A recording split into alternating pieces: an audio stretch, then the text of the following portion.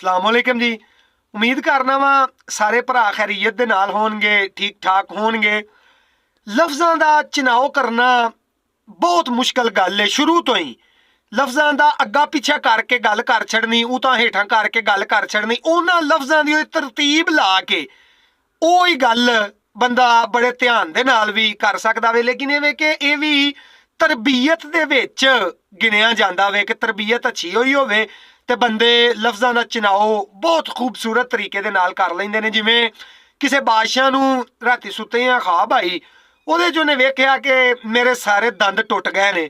ਸੁਬਾਹ ਉੱਠਿਆ ਨਾ ਤਾਂ ਉਹਨੇ ਤਬੀਰ ਦੱਸਣ ਵਾਲੇ ਬੰਦੇ ਸੱਦੇ, ਉਹਨਾਂ ਚੋਂ ਇੱਕ ਸਭ ਤੋਂ ਪਹਿਲਾਂ ਅੱਗੇ ਆਇਆ। ਉਹਨੂੰ ਬਾਦਸ਼ਾਹ ਨੇ ਆਖਿਆ ਯਾਰ ਇੰਝ ਮੈਂ ਰਾਤੀ ख्वाब ਵੇਖੀ ਹੈ ਕਿ ਮੇਰੇ ਸਾਰੇ ਦੰਦ ਟੁੱਟ ਗਏ ਨੇ। ਉਹਨੇ ਤਬੀਰ ਕੱਢੀ ਤੇ ਉਹਨੇ ਬਾਦਸ਼ਾਹ ਨੂੰ ਆਖਿਆ ਕਿ ਬਾਦਸ਼ਾਹ ਇਹਦੀ ਜਿਹੜੀ ਆ ਨਾ ਤਬੀਰ ਉਹ ਇਹ ਆਂਦੀ ਏ ਕਿ ਤੇਰਾ ਸਾਰਾ ਟੱਬਰ ਮਰ ਜਾਣਾ ਵੇ, ਤੂੰ ਜ਼ਿੰਦਾ ਰਹਿਣਾ ਵੇ, ਤੈਨੂੰ ਬੜੀ ਲੇਟ ਮੌਤ ਆਉਣੀ ਹੈ।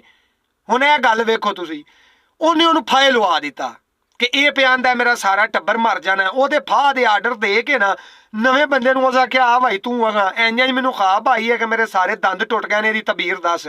ਕੁਸਿਆਣਾ ਬੰਦਾ ਸੀ, ਦਾਨਾ ਬੰਦਾ।